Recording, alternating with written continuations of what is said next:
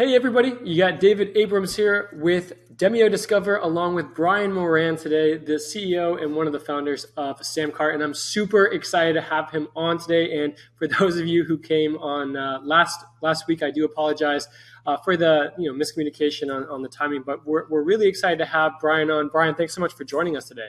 Yeah, thanks for having me. Yeah, no problem.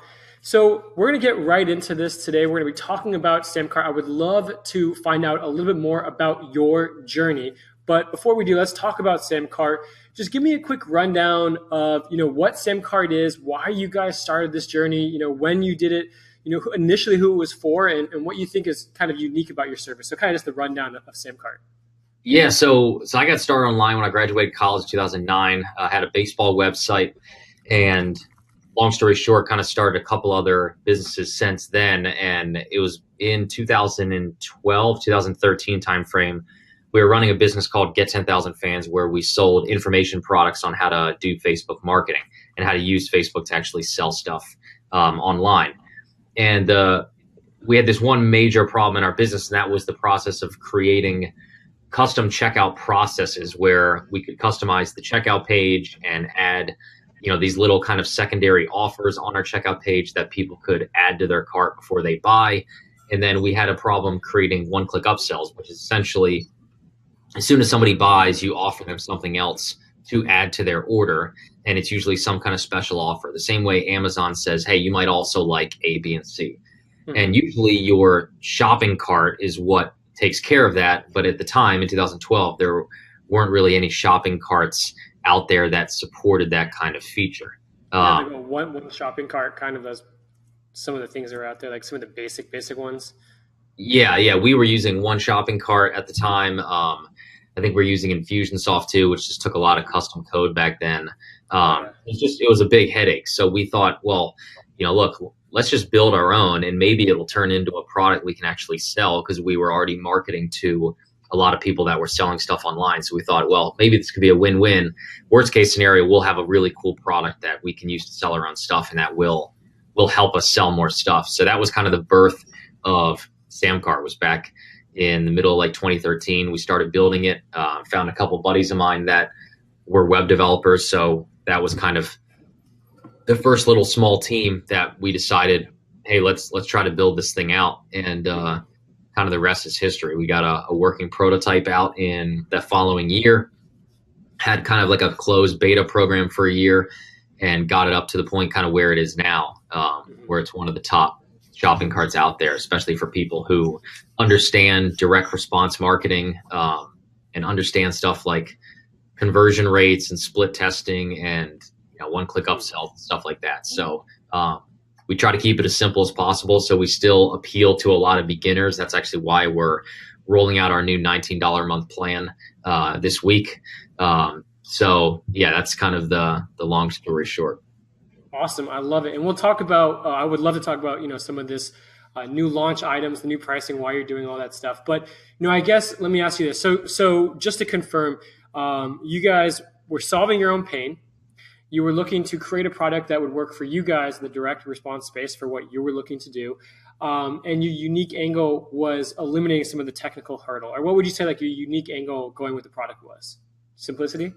Yeah, I think it was both simplicity and we have like two avatars. So the one for the beginners, which is why we lowered the price recently, is it's all about simplicity. We think you can get signed up and within 30 minutes be able to make your first sale on SamCart. You basically log in, you set up one simple page that features your product, and it's got all the conversion little optimizers that we put in there on every template that we have. You have testimonials, guarantees, everything's kind of baked into the template, so we know it's going to convert because we've tested all of them. And you can, within 30 minutes, get in, set up your first product, and get ready to start selling your stuff, as opposed to like back in the day when this stuff would take us weeks and a lot of money to make it work. So simplicity is definitely the biggest one. And then for really kind of hardcore marketers, I think the unique selling proposition for them is, look, this is the only cart, this is the only billing system that understands what pains you have. It has built-in split testing. It has the one-click upsells. It stores your customers' credit cards, so you can do a lot of back-end selling. All the analytics and data that are in here are things that direct response marketers need to be able to pull off campaigns where you're spending hundreds of thousands of dollars in paid media or Facebook ads or big affiliate launches. You don't want to pull that stuff off on a platform that doesn't understand what it really means to be kind of like a data-driven marketer. So it's kind of a twofold answer, I guess. Yeah, absolutely. And so with two avatars like that, how hard was it for you guys to validate those ideas? Because you did have two very distinct, like two sides of the spectrum of, customer avatar. And why did you guys decide to go both? Or initially when you started, did you just choose one of those two avatars? Initially, I sort of appealed to that like hardcore marketer at first. Our pricing was pretty expensive. It was $100 a month. And then we raised it up to $200 a month and still left that lower end tier. But when, compared to everything else that's out there, we were more expensive. We were kind of the premium cart that was built for those marketers. And we had a lot of success there. I just wanted to make sure we were able to go get those beginner entrepreneurs, because I know that $100 a month for a lot of people that are just starting out is too much. So that's why. Over the dog, by the way. I'm sorry. They're walking around me going crazy. So I got the little Pomeranian up here on my lap. So don't judge me. That's awesome. So yeah, I mean, it's not two different avatars for the same product. You got to remember, I mean, it's a different pricing tier, even in software. Everything's still SamCart, but our $19 a month basic plan has one avatar, and that avatar is the beginner entrepreneur who's just getting started. Our other plans, our pro and premium, those are the higher end avatar that is the direct response marketer who's running a 6, 7, 8 figure business. So we are talking to two different people, but we're not pitching the same product to two different groups, if that makes sense. Right. And I guess I'm more specifically asking like when you first started, like when you're first in that first year. Yeah. Because I think it's really important for people to understand, like when you're first starting the journey, like what the avatar initially looks like and what your initial product looked like. So we can even talk about, even switch into like, what did that initial MVP look like and how did you kind of bring that to market? Yeah. So we, like I said, we were running our business before that, Get 10,000 Fans. So we kind of had an unfair advantage where that business had an email list of 120,000 people. And I think 35,000 of them were previous customers, and they all sell stuff online. They were buying our products about Facebook marketing because they wanted to use Facebook to grow their online business. So we knew that they were prime, customers. They were warm leads for a product like SamCart. So we just did an internal promotion where we kind of introduced SamCart to everybody. I've been in that market for a long time, so I know that other people like me are struggling with the same thing, and SamCart would be a huge help for them. So we didn't have to do a lot of surveying or any of that kind of stuff. I just kind of trusted my gut and said, I'm pretty sure people are going to want this. And that was it. We kind of went off to the races. In the beginning, I really stressed all of our copywriting, all of our headlines. What we focused on was, this is a shopping cart that can double or triple your sales, because we're going to help you build really pretty optimized checkout pages and one-click upsells that are going to help you both get more customers in and maximize how much those customers are worth in the long run. So it wasn't really, we didn't focus on ease of use. I didn't really talk to the beginners as much because I wanted to stay in that kind of premium tier. But that's just kind of the switch that we've made recently. But in the beginning, we definitely stayed in that premium tier and spoke to stuff that more of those kind of top level marketers would understand. Totally. And I think that's a really smart move, because you went result and benefit based to start with, like the benefits of what happens when you join and what we're going to do for you. And then you really went to people that you could talk to because you were that person. Like you were kind of your own avatar to start with.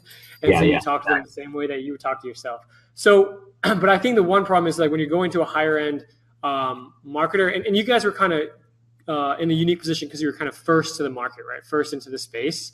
As far as a premium cart like this.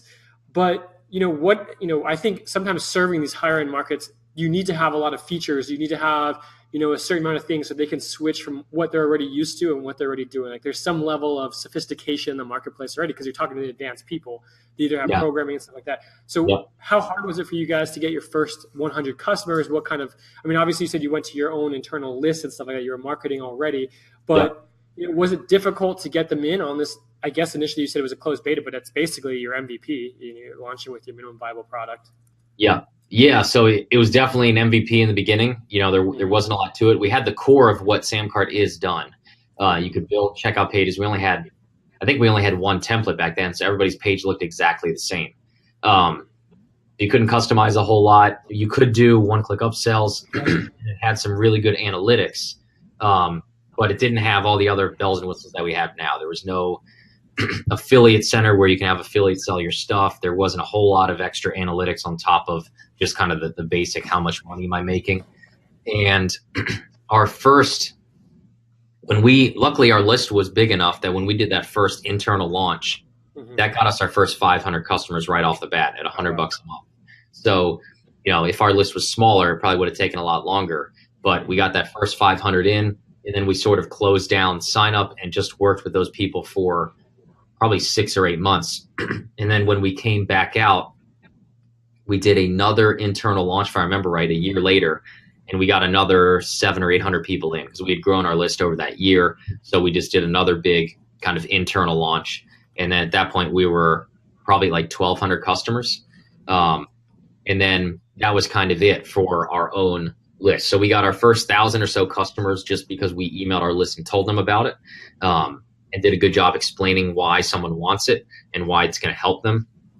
And after that, we kind of had to put our marketing hat on and go out and, run Facebook ads and Google ads and start blogging more and start reaching out to affiliates and trying to, put together partnerships. And then it's, just kind of been slow growth since then. So I want to talk about those marketing strategies a little bit more in depth, but it sounds like you guys were intentionally doing kind of a slow growth approach. It's kind of what we call it here, is the slow growth approach, where you're not initially actively trying to bring in thousands and thousands of users. You're trying to learn enough from your user base to put the right features in place to do the right, the right growth at the right time. So was that an intentional decision that you guys wanted to do with that? Yes and no. Early on, we kind of exhausted our list. So we got our first 1,000 or 1,500 people from our own list that came on and became customers. And after that, there wasn't really a way for us to go get 10,000 customers. We were, a small business, probably like most people listening to the call. So, I'm sure I probably would have taken it if someone walked up and said, "Hey, I have 10,000 customers. Do you want them?" I probably wouldn't have said no. But yeah, the benefit of going slower is we got the chance to split test different prices to see what our customers liked and what they didn't like. I had to. It's probably a good thing we didn't explode right from the beginning, because I was 27 years old and had never run a real company before. And every day I learn more and more how to actually be a CEO and manage a team of now 20 people. So if I had to go through all that in the blink of an eye at 27 years old, I probably would have run us right into the ground. It's probably a good thing. So half intentional, half not, I guess, the answer. That's great to hear. So you guys went through this journey. You got up to where are you guys now as far as MRR in a rough estimate? Right now we're right around like the 500,000 mark. Wow, that's fantastic. That's amazing. And guys, so MRR stands for monthly recurring revenue. So that puts them at right around 500,000 for monthly recurring revenue, which is absolutely incredible. You guys have just exploded over the past few years. So after those kind of couple years of internal list promotions and getting those initial people in, you started talking about some marketing strategies that you had to go do to bring in the rest of the customers. What would you say, like the top 1 to 2 that worked for you guys that you found as the most powerful kind of quick wins as you grew? I think every platform is a little different, but why did you choose those 2 to kind of double down on? Yeah, so I guess the first one is my bread and butter has always been paid traffic. So Facebook ads have been a really big one for us, and we're testing Google ads and Instagram and even some AdWords ads right now. So hopefully we can get all those dialed in. Those aren't very hard, to be completely honest. The only thing you have to be really good at if you're going to go pay for traffic, you honestly don't have to be that good at those platforms and how to run ads on them. You just have to be good at marketing. You have to be able to turn clicks into customers as quickly and efficiently as possible. And that's what we're really good at. We have, some of the top copywriters around in our office. We sell really well. And that's just because we can communicate why you should buy our product really, really well. So that's what it comes down to. I like those because I like pay-per-click traffic because you're in control. You don't have to hassle affiliates and haggle people and beg people to promote you. You don't have to create a ton of content, month after month after month, and hope and pray that Google picks up your stuff and ranks it. It just kind of keeps you in control, and you can scale really, really quick. I mean, if you have an unlimited budget, Facebook's going to let you spend it, and they have a lot of people. Between them and Google, you can reach almost everybody on the planet. So I like those. The other big tactic we did was affiliates. It's not my favorite because I hate asking people to promote my stuff, but there are people out there who make a lot of money referring products to their audience, and they have big audiences. So if you can, get relationships with those people, it's pretty easy to ask them to promote your stuff, and it can be the fastest way to grow. We did a big launch last year where we got a lot of affiliates on board, and we released our brand new pricing tier last year. And we like tripled the business in a week, just because we got all these affiliates to promote. And we're doing that. We're actually in the middle of our second affiliate launch right now, this week.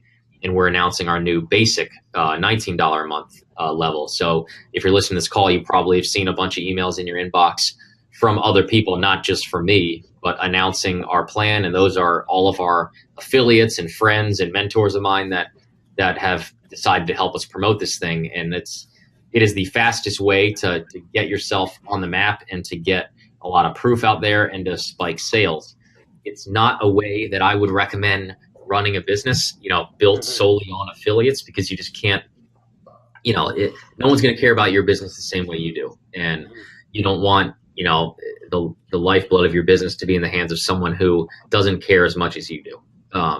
Nothing against any affiliate. I promoted plenty of stuff. I know you probably have, but in the end, the only person who is awake at night because, that business is the most important thing, that they have is the owner of that business. So, anyway, that's, those are the two big things that have helped us a ton.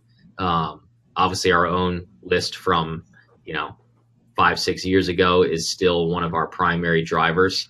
And that's just a testament to building your list. If you're listening to this call and you're, not building a list, that'd be the first thing that I would do. I mean, it gives you all the power in the world. You control your own destiny. If you can have, even 100 people on a list, now you have 100 people that can be potential customers that you can email or text or call anytime you want.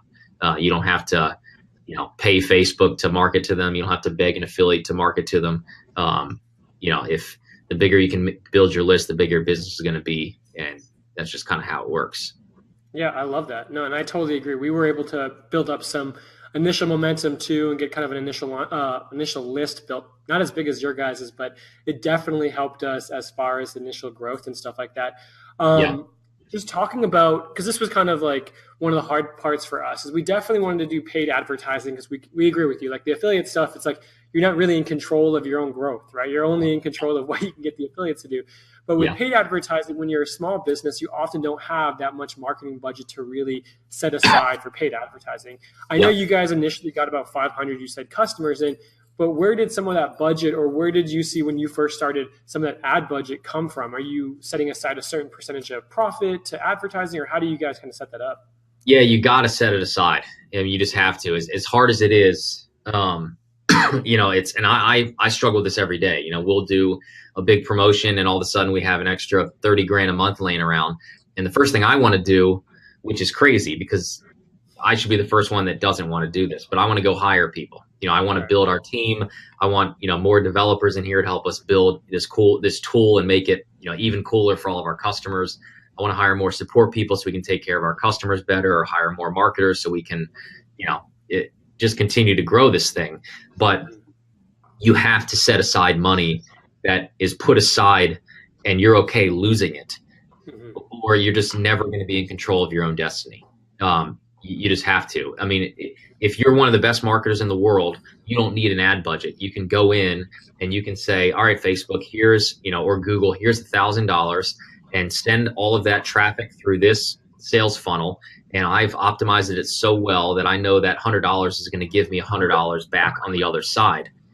But that's kind of a dream scenario. That's what people like me and you hope and dream for. And if we can get, an offer or a sales funnel to convert that well, where we actually don't even lose money when we're advertising, I mean, that's a dream come true. Then you just take as much money as you have and you go get a loan for $500,000 and you just dump it into that ad and you make the money back and give it right back to the bank. And now all of a sudden you have 50,000 more customers.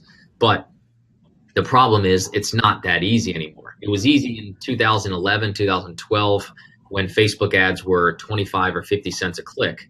But now when me and you are marketing to our world, we'll pay. Which is like the MarTech or IM world kind of internet marketing. Yeah. I mean, we'll pay $3, $4, $5 a click sometimes. So you have to be a damn good marketer to be able to afford $3, $4, $5 per click. And the truth is, most people can't afford it. And then they think that because they can't turn $1,000 in ads into $1,000 in sales or $2,000 in sales, they think that because they can't pull that off, that they're dead in the water. And the truth is, you can't think like that. Like the best companies in the world are willing to lose money on the ads that they spend because they know if they spend $1,000, let's say they don't make any money back. Let's say they spend $1,000 and it just puts 100 people on their email list. So now normal people would say, why on earth would you spend $1,000 and just light it on fire and all you're left with is 100 people on your email list? Well, a good marketer would say, look, I have 100 people on my email list and I'm going to continue to market to them over and over and over. And over the course of the next 90 days, I know I'm going to make $1,000 from that 100 people. Therefore, your ads have just been paid for. It just took you 90 days. And that's how you have to think. And that's how we think. So we set aside ad dollars and we know that we're going to lose that money up front, but we're going to make it back in the long run because those ads are going to acquire customers and leads for us. And we know that we're going to continue to follow up with them and make that money back over the long run. It takes patience and it long-term vision. Yeah, and it's scary. It's not something that is easily done. And you don't do it with, you don't just go drop $100,000 just because you have it. Like, you got to be smarter than that. Well, Kevin Arrow just said, the problem is when you spend $1,000 and get no one on your list. And I think, Kevin, the right thought process there is testing throughout that. So you're not spending $1,000. And when you get to that $1,000, you do have some results. So it's testing. It's spending the $1,000, but testing it in a slow, smart fashion where you're being, you're making the right moves and you're investing only when you know that you're actually getting some conversion. Yeah, if you spend $1,000 and no one's on your list, you've made two mistakes. One, you spent way too much money to figure out it didn't work. If you spend $100 and no one's getting on your list, stop. You stop right there and you go figure out what the problem is. So problem one is you spent $900 too much. And problem two is you're either advertising to the wrong people. Like, let's say your landing page is beautiful and the copy is great and it's easy to understand and people that hit that page should hypothetically opt into your list. If they're not opting in, you spend $100 or $500, the wrong people are being sent there. So you are targeting the wrong people with your ads. If you're targeting the right people and you are, and they're still not opting in, your landing page is just terrible. And that's okay. It's not a knock on anyone. I've made plenty of terrible landing pages over the years, but that's why tools like, Lead Pages or, WordPress exist, because people like all of us can now set up, a bunch of different landing pages and test them all. And we don't have to go spend $1,000 to find out it's broken. You should never spend $1,000 and not get an opt-in. Like there's a major problem if that's happening. Totally agree. I totally agree. And so let me just kind of jump forward because I definitely want to take some time and talk about the new version of SamCart. But, I would love to know, in this journey, obviously you said you've learned a lot of stuff, starting at 27 to where you are now and all the crazy stuff that probably happened along the way. What would you say one of the biggest failures that you've had, or maybe just one of the things that you expected to go right that didn't, that has been the biggest lesson for you as a CEO, as a founder? Man, there's a bunch of them. Let's Go see. through them all. One of the big ones that's like top of mind right now, because we're in the middle of this launch, is last year we rallied together a whole bunch of affiliates, some of our best friends, some of my closest mentors, and we said, look, we're going to release our brand new version of SamCart. This was a year ago. And at the end of the launch, we're going to double the price from $99 to $199 a month for our top level. So you should promote during this launch, because you can use that as scarcity and tell your list, hey, this is the last chance to sign up for SamCart at $100 a month and still get grandfathered into all their features.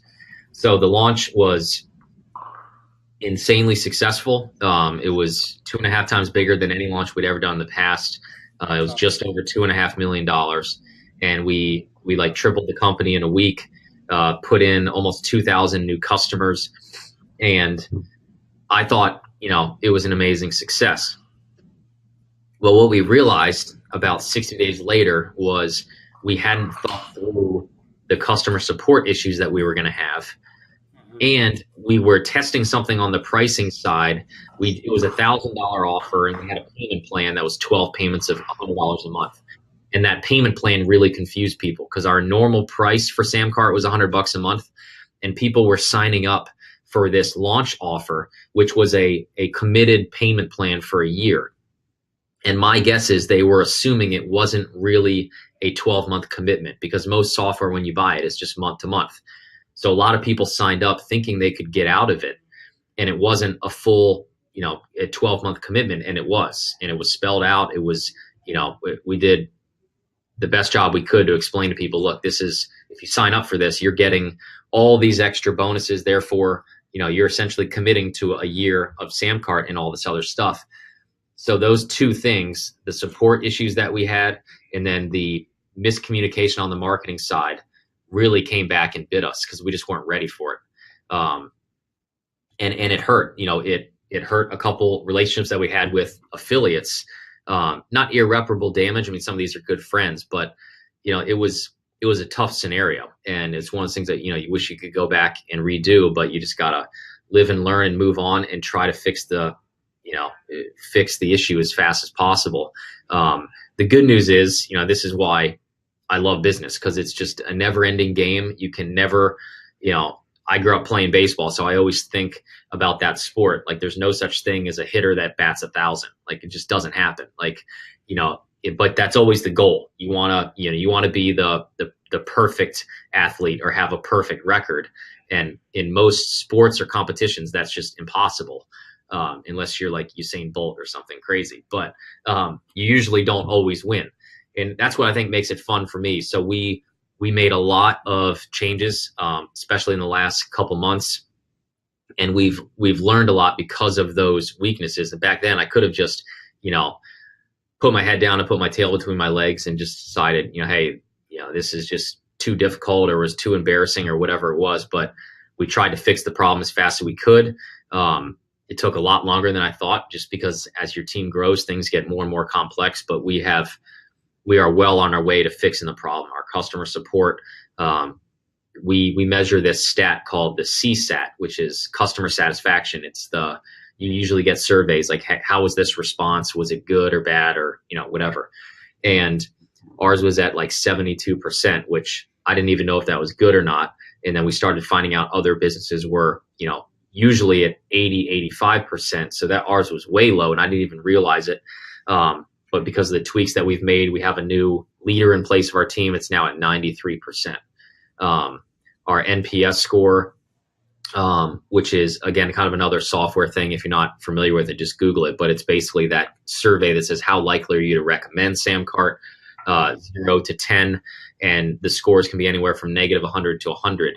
And world-class scores are like in the 60s and 70s. That's like Apple and Amazon and Uber, or big companies like that everybody recommends. And ours was always on the lower side, and I never understood why. It was always like 15 to 20, which is, it's in the good category, but good is not good. You want to be great. So we did a lot of digging and found out a couple things that we thought would help, and we put them in place. And just in the last 90 days, our score went from a 22 to a 55. Wow. So it's things like that, look, it's okay to swing and miss every once in a while and make mistakes. But I think that's what I like, at least about business, is it's a never ending game that you're never going to be perfect at. Every day you got a chance to learn and grow and do something different. And that's what makes it fun. So yeah, that launch mess up last year was definitely a big one.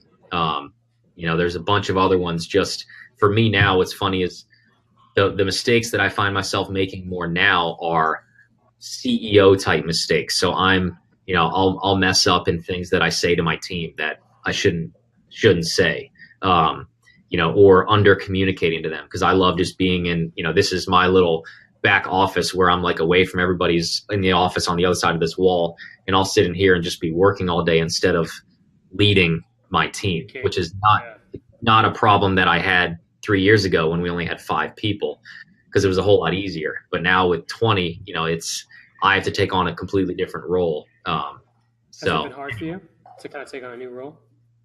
No, it hasn't been hard. I guess it's been, I guess it has been a little hard. I mean, I don't know if hard's the word I would use, but it has not been easy. I'll put it that way. But it's been fun to kind of try to get good at something that I've never had to be good at. Because I think that's what's going to take our business to the next level is, I can't be the one that's doing all the work anymore. That's, right. And it's tough because all of us as entrepreneurs get started and we're just kind of that solo entrepreneur, or maybe we have a couple of virtual assistants and we're the ones that do all the heavy lifting.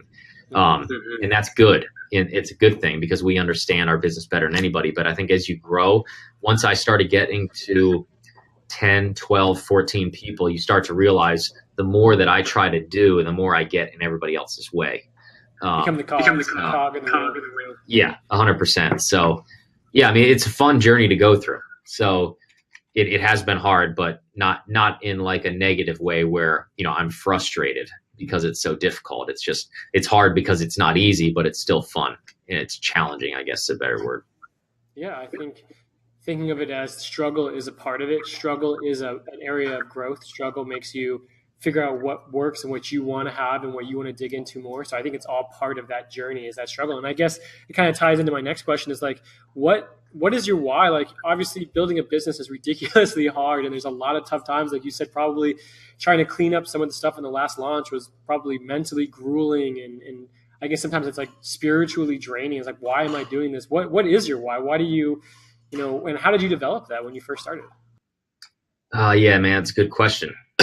I guess I have a couple whys. I mean, I got into this business in the beginning, started my first website because I just graduated college, just got married, and had a desk job here in the DC area that required me to get up at 6 o'clock in the morning.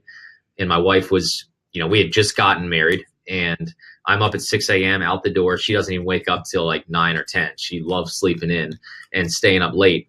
So I get home from work at 4 or 5, and her mom owns a dance studio and she helps her run it. So that's like an afternoon after like daycare type hours. So she'd go off and teach dance at like 4 or 5 right when I got home.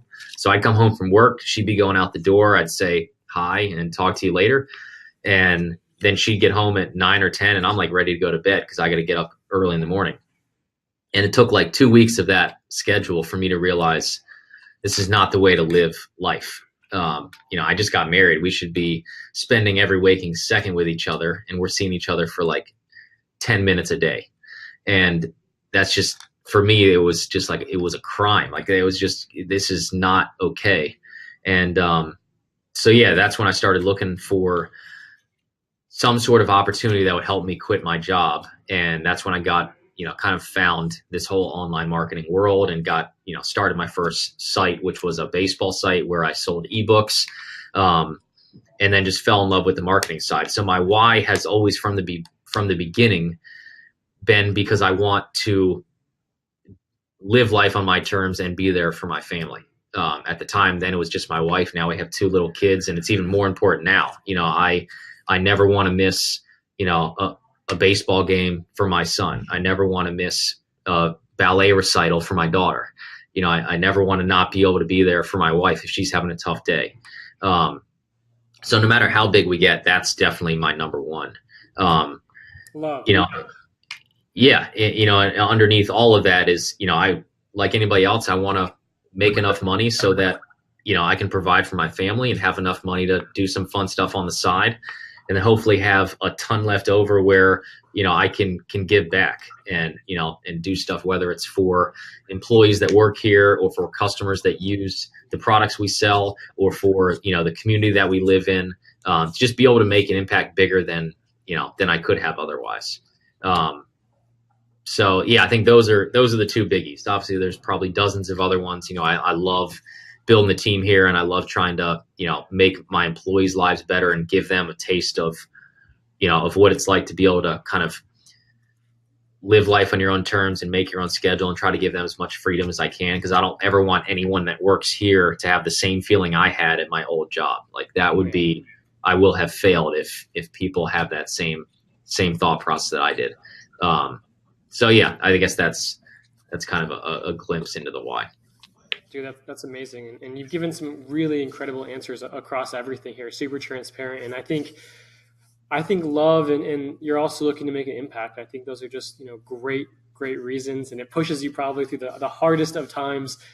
Just reading an amazing book called Man's Search for Meaning. And it's an incredible book about like the why that kind of drives humans. And I think he says in it, like, love is the biggest motivator. And for you to want to do this for your family and stuff, that's huge. So Chris, by the way, I saw your question. We see this question here about advertising. We're going to ask that at the end, so don't worry, I'll get to it. But I just want to stop, Brian, because we're kind of running out of time here. We're kind of going a little long. I want to ask you about the new version of SamCart before we get to some lightning questions. I would just love to know, what's special, what's unique about it. What are you guys excited about most about getting this new version out? The biggest thing for me is that because we've lowered the price. So what we did is we have two price levels. One's $99 and one's $199 a month. And most of them, they have the same features, but the premium package has a couple of the beefed up features that, usually only 6 or 7 figure businesses would need. So what we did is we said, look, I want to have the hundreds of thousands of beginner entrepreneurs be able to afford our platform, and $100 a month is too much for someone just starting out. So what if we slash the price and let people get in for $20 a month, and it's $19 a month is what we determined was the price. And then we were trying to creatively come up with ways to give them all of those same features that the businesses doing 6, 7, 8 figures a year have. Because I think, if we just strip down SamCart and said, look, it's $20 a month and you only can sell like 4 products and you only get a couple templates and you don't get upsells and all this other stuff, I still think that would be a great solution for them. But in my opinion, the way you take a business that's just getting started and you jumpstart it overnight is with those other features that SamCart is now known for, like one-click upsells or selling subscriptions or split testing, that kind of stuff. So right now, you don't get access to all those features, but in the next couple of months, you will. Most people don't know that. So hopefully, I don't get in trouble with my CTO for telling everybody that. But right now you get access to almost all the features, but you don't have access to everything. But my goal is within the next couple of months that even at that $20 a month level, you'll get access to all the same features that million, $10 million, $100 million businesses use to drive that kind of revenue, so that you can get off the ground as quick as possible and get your business off the ground. So yeah, the biggest thing that I'm excited for is just that lower price point, because I know that's going to bring in 50 times more people than we currently serve, and give them the same chance to build a 6 and 7 figure business that hopefully can help them, get their why and be able to do the same thing that we've been able to do. It's incredible because you kind of went the approach of saying, a lot of people, when they're looking at how to do a launch or what they're going to do next, they look at the profits, right? Like, where do we make the most profit? Who do we want to serve next? But you kind of went about it this way. You said, what can we do to get people results? It's like you guys are driven by helping other people get the results faster. So what can we do to give them a package of SamCart that will actually get them better results? And that kind of drove the launch, which I think is, if you think about the benefit of your customer first, you'll always find a winning like way to do it. And I think that's just incredible that you guys have done that. Yeah, I mean that's the only way to go, really, and it's tough. I mean, it's scary to make decisions like that sometimes because in the short term it probably will sacrifice profits. The nice part about for us, don't make me out to be some kind of saint, but the nice part is our business does very well right now, so we don't have to go after every penny that's laying around on the ground. We can make moves that might cost us money because it's for the good of the customer. The truth is you should do it no matter what at all, even if you need that, penny that's laying on the ground. But in the long run, your business is going to be 10 times healthier if you're constantly trying to over deliver and give your customers the result. Like I said, it can be scary to do that kind of stuff, but you're not going to regret it in the long run. Yeah. Yeah, it's just the difference between long-term and short-term thinking. And I think there's definitely areas where you have to be short-term thinking. You need to get cash flow in. You need to get payroll in. Okay, you got to be short-term focused on some things. But if you really want to build this great business, have this really successful thing that's going to last a long time, you have to be long-term focused. You have to be focused on what is going to be best for the customer. So let's transition from this into some lightning questions, some quick questions for you. Then we'll get to Q&A and we'll let you go. But let me just start with some lightning questions. So how much do you read during the week? Right now, man, I read a ton. Probably at least like a half hour to an hour a day. Awesome. Love it. What's your top book recommendation that you're reading right now or that you've read recently? Ready, Fire, Aim by Michael Masterson. Love it. What would you tell your younger self, maybe the 25, 27-year-old, just starting this business? What would you tell them right now? Oh, man. Enjoy the ride, I guess. Yeah, just appreciate the ride as you go. That's a hard one to do, and I think most people miss that. What's one characteristic you've had to discover on your journey that's made you a stronger or better entrepreneur?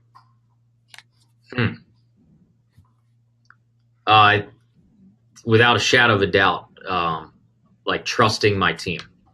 Trusting the people that I've hired to execute is the same level that I would, instead of just trying to take it all on myself. Like it. What advice would you give someone just starting an online business or a SaaS right now? Stop thinking and just take action.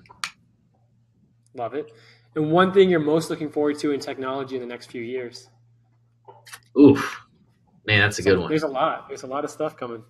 Yeah, near the top of the list is probably Bitcoin and cryptocurrency stuff. 4,400 yesterday, I think, in Bitcoin. It's crazy. Yeah, that stuff's crazy. And that actually could impact SamCart because we're in kind of that world a little bit. Yeah, that and just the process of online commerce. So you got, Apple and Amazon now let us pay with stuff with a fingerprint. Crazy. It's becoming so easy to sell and, move money back and forth. I think it's just going to get crazier as we go. It is pretty much everything in the future is going to be all digital on your phone or, just scanning Bitcoin. Everything's going to be, it's going to be crazy. It's exciting though. And you guys are definitely on the forefront there with commerce. So cool, man. Well, let's jump in. If you guys have any questions, feel free to drop them off. I want to read to you real fast, Brian. I want to read to you Chris's question. He said, this is really specific to you, something that he learned from you. Does the fan page funnel still work? Because he's currently running ads to a live webinar, getting leads at about $4.50 per lead and turning on an average of $500 into $1,000. That's awesome. Should he double down on his ad spend and stick to that method? Or should he try the FPF method of sending leads to low ticket offers first and then upsell after through the webinar? So this is a really specific question, guys, on different types of funnel, but it's a really great question to ask. So here's the short version of the answer. If you got something that's working, you shouldn't be doing anything else. You shouldn't even be doing your own laundry. You shouldn't be doing anything all day except maximizing what's working. You take every dollar that you have within reason. Don't go bankrupt because of what I'm about to tell you. But if you're turning $500 into $1,000, you put more money into that funnel, period. That's it. The biggest mistake entrepreneurs make is they get something working over here, and then they say, okay, I'm going to go get something else to work over here. No, it's backwards. You work so hard and so long to get something to work that once it starts working, you need to double, triple, quadruple down on whatever's working. So forget about the fan page funnel. Forget about trying to test different funnels. You have one that's now working. You double, triple down on that specific thing and ride that out, and that's it. Yeah, I mean, there's nothing else really for that question other than that's all you should be thinking about is put more money into that funnel so you get more leads coming in, get more customers coming in, and then your single biggest job is if that funnel is bringing in not only profits, which is crazy, but it's putting probably a ton of people on your list, you should be figuring out how to monetize that list faster and more efficiently, because they'll be on your list forever, but if they just signed up for the next 3, 6, 9 months, they're the warmest that they'll ever be. And now is your time to deliver for them and offer them more things for them to buy. So if you only have one product, start making other products. Try to have 5, 10 more products by the end of next month, which is a lot easier than people think. So anyway, hopefully that helps. Yeah, that's incredible advice. And I think it's something that I call shiny strategy syndrome, where it's like almost like shiny object syndrome, where there's so many things out there, but you can easily get, distracted by other strategies and stuff like that. But keep your focus, always double down on what works. It's the fastest way to get, continue to get results and to grow your business. Yeah. Anyone else have any questions? And you're welcome, Chris, by the way, but does anyone else have any questions or things they want to ask Brian while we have him live before you get back into the craziness of your launch and we let you go? If not, guys, we'll wrap up. And I just want to thank everyone for coming out. This will be on the podcast. It'll be on the blog. So make sure you come check it out. And I want to apologize for all the loud noise in the background from my stupid dogs running around like crazy animals. Any chance you're going to do another boot camp, Brian? Man, probably someday. I'm not sure. We'll have to wait and see. Kevin has one last question for you before I let you go. Facebook video ads, what's your view? Do they work? And what's your average length of video that you see work? We don't have any video ads that are running right now.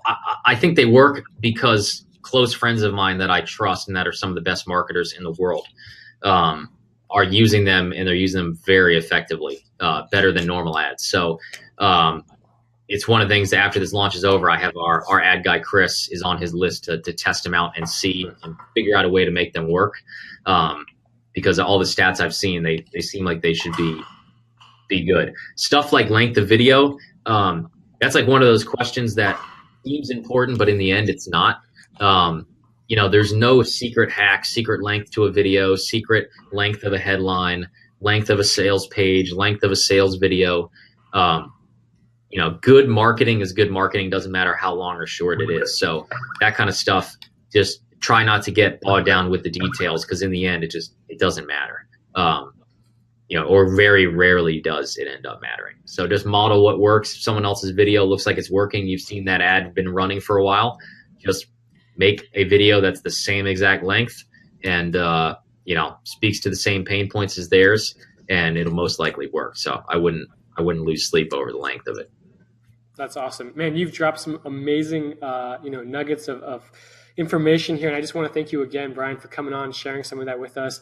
It's been just a really wonderful experience talking to you. Yeah, sure. No, it was fun. Thanks for having me. All right, Brian, I'll let you get back to it. Thank you, everyone, for coming out, and we'll see you next week on Demio Discover.